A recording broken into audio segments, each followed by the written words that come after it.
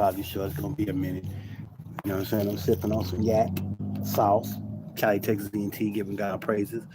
You know what I'm saying? On this, it's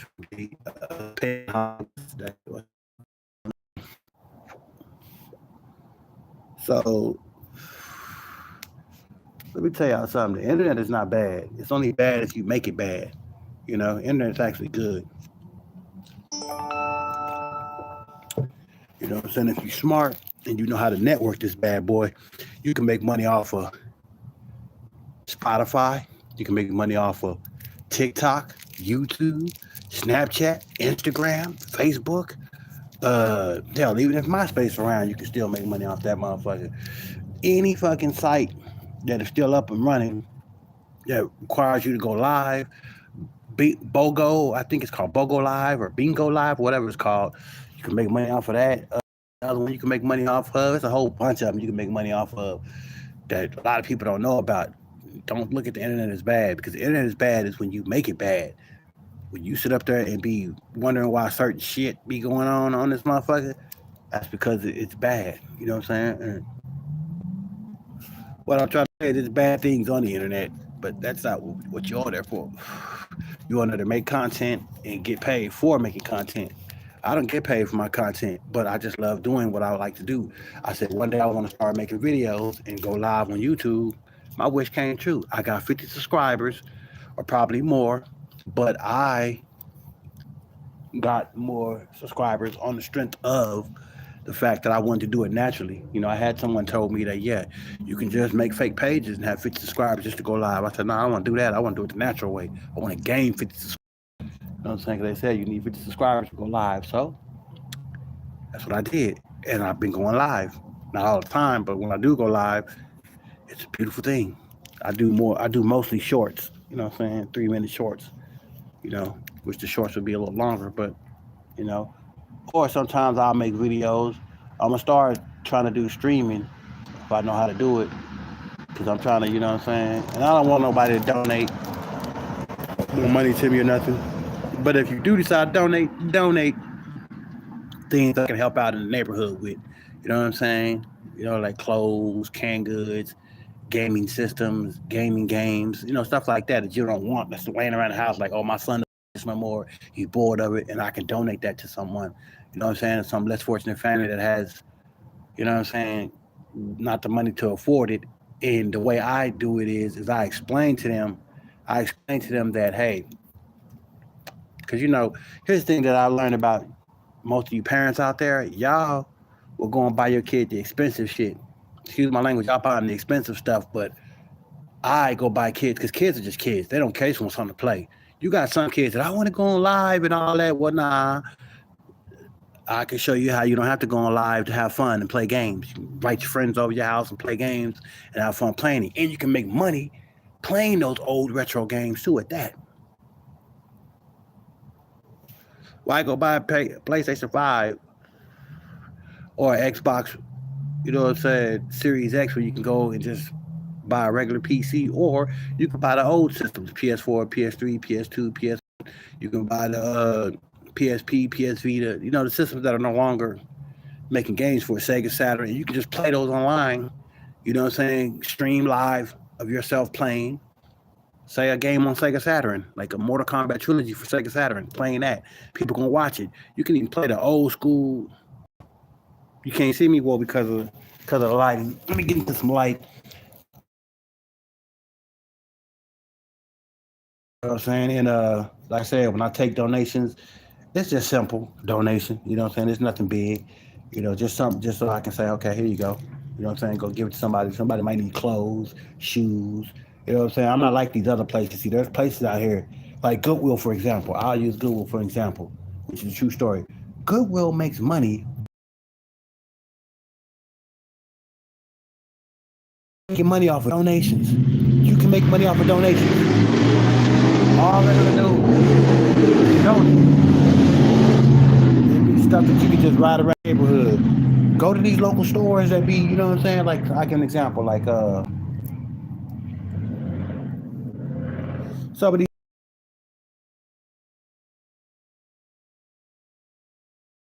games that they don't play no more. They know they can't sell. It's hard to sell. They try to sell it. I don't care if it's Madden '09, Madden '07, '06. Somebody out there would want to play that just to play it. Because they can't afford Madden 26. They can't afford the new shit. So go get the old stuff. And the slide, I got all Xbox Series X. I got for PlayStation, all the PlayStations I got except 5. But I got a 4. I got what else? You know what I'm saying? Got a not a Sega Saturn. I got a Sega Dreamcast. It's just I might give to somebody, wash it up, clean it real good, and get somebody shoes, shirt, underwear, all that. I wouldn't advise nobody wear. No, here's the thing: I don't like nobody wearing other people's underwear and socks. Oh yeah, I'm doing good. You know what I'm saying? I can't complain. I'm alive and breathing. With the Lord's I'm breathing. See, I always keep God first in the equation. A lot of people don't do that. They sit there.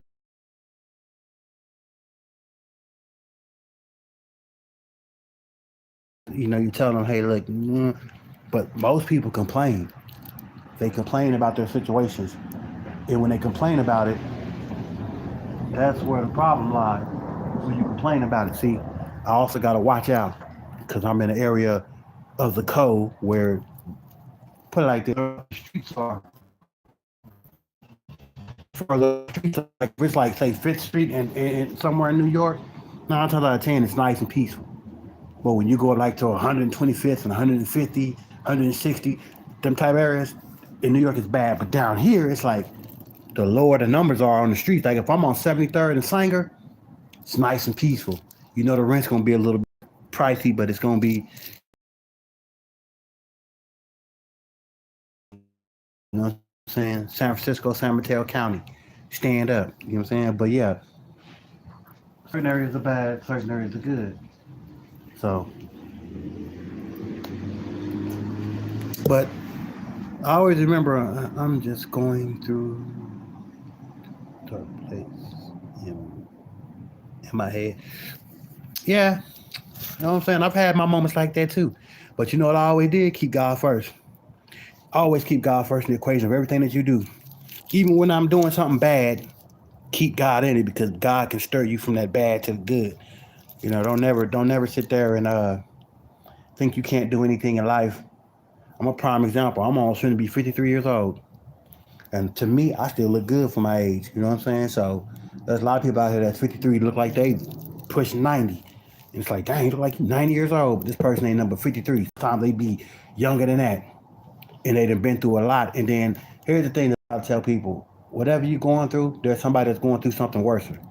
So the struggle, I love the struggle because it taught me how to survive off $0. I can survive off of $0 and show a motherfucker how I can show people on this earth how to survive off of $0. It's simple and easy. You know what I'm saying?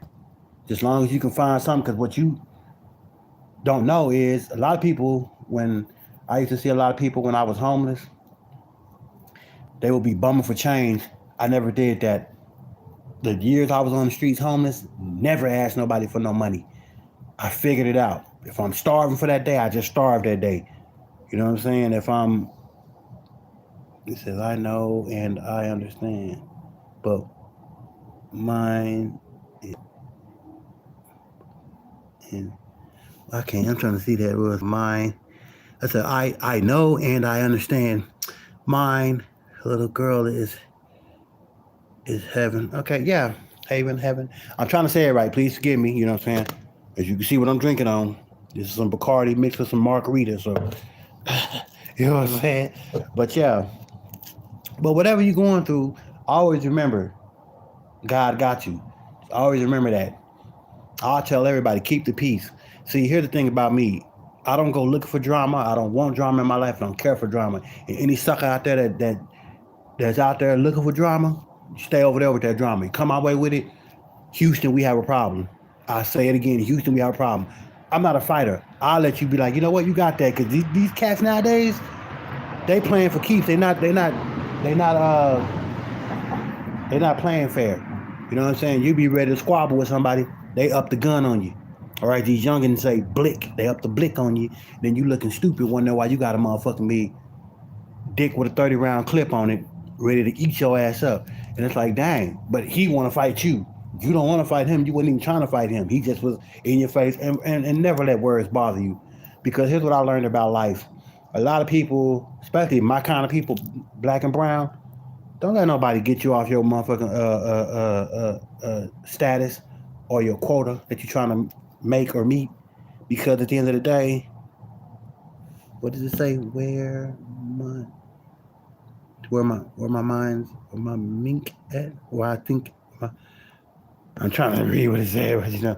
But yeah, well, understand that. Don't let nobody take you off your rocker. Cause here's the thing I learned about it. And to all you people out there, y'all might say, oh man, you know this. I don't believe in the slavery theory because the reason why I don't believe in it because there's no way like it's weird how now we won't take slavery if they were to bring it back out, we ready to go to war behind that. But back then we didn't want to go to war behind it. Why? Because they have rules set in place. They got rules set in place now. There are certain things you can't do on the streets. Even if you black, white, green, orange, gray, blue, or brown, there's shit you can't do on the streets. But when we was growing up, we was taught that okay, it was slavery, we was done bad, we was just no, my ancestors was done bad. So all you black and brown people out there, or just say black people in general, because I don't know about my Latino peoples. Shout out to all my Latino peoples. Much love. Black and brown always on minds. But you never I feel like if my ancestors went through it, I didn't go through it, so why am I complaining? And then that whole theory about well, they made it so to where you can be where you're at. Nah, because we still got racism. So obviously it didn't completely. It's just we got more laws now that are more geared towards the laws. I feel like this is my opinion. The laws that we have now are like, hey, we know you black. We know that we still treating you like Jim Crow. We still got you under slavery, but you got a little more lenience. And all these neighborhoods, like all these once neighborhoods, look up, like even where I'm at right now, visiting. Look all these neighborhoods up. They were once white owned. Not like white owned, like the whites owned it. It was just more like the neighborhood where I'm at right now. There was, I'm sure of it. Growing up was all it was like majority of the race was white people. You know what I'm saying? Or people that were suburban and nice and peaceful, like Compton. Compton was once a suburban city. Now look at it; it's gang infested. So I was told by mine ex that I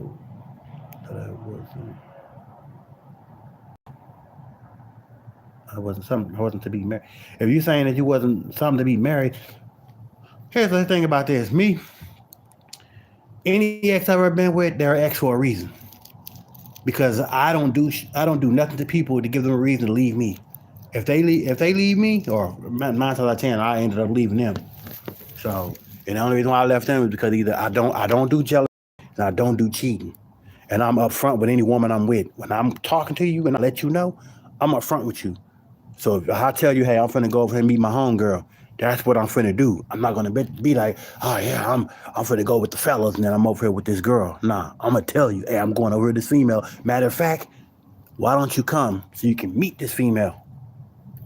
Can't say nothing then. It's just like, oh, he's taking me to go meet her. And you'll be like, well, what y'all finna go do? Shit, we finna hang out and kick it. You wanna come kick it? Nah, I don't wanna come kick it because that jealousy kick in. Well, with my black sisters, that's what they do. They jealousy kicks in because they thinking, oh, it's something up. How is it something up if I'm asking you to go? Why would I ask you to go if something is up? Who am I? Shoes. I'm your entrepot Negro. You smell me, you know what I'm saying? With the you know what I'm saying, gab of the gift, you know what I'm saying? And I talk how I talk and marinate how I marinate. If I'm in a pot cooking, if you understand the metaphor, I'm marinating, you know what I'm saying? So I'm just chillaxing and relaxing and Cadillacing and taxing situation at hand though, going full commando on the Rambro. Cause you know I am a bro. You understand me though? You understand me? So yeah, let's kick it on that way. In this way, you know what I'm saying? To make the long story short and the short story long, you under dig is that, hey, I am who I am and I'm me and I'm me and I'm always gonna be me. And I'm always gonna be sucker free. For one fever 650. You dig what I'm saying? Yeah, that part. But yeah, it's all love. You know what I'm saying? To everybody that got love for me, you know what I'm saying? Texas born, Cali raised. Yeah. I show love to everybody that show love to me. I lost my kid because he punched me in my stomach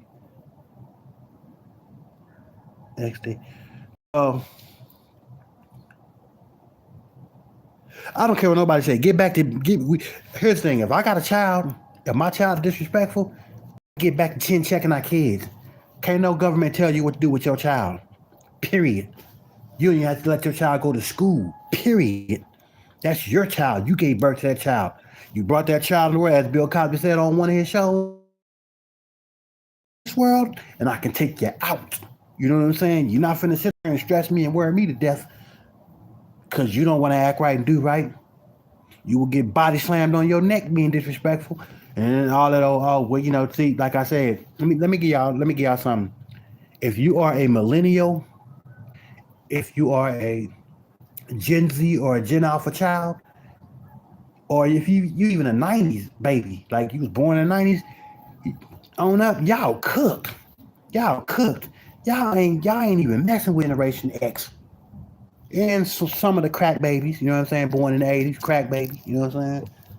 But I think when it got to the millennials, that's when it really got messed up. Because you know what I'm saying, it's from the millennials on up to Gen Z and Gen Alpha. They're weird. They're weird.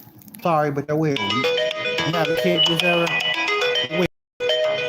Sorry, y'all. I gotta answer this call, but I will get back home. I gotta answer this call. I have to answer this call. Let me answer this call real quick, and then I'm gonna get back on.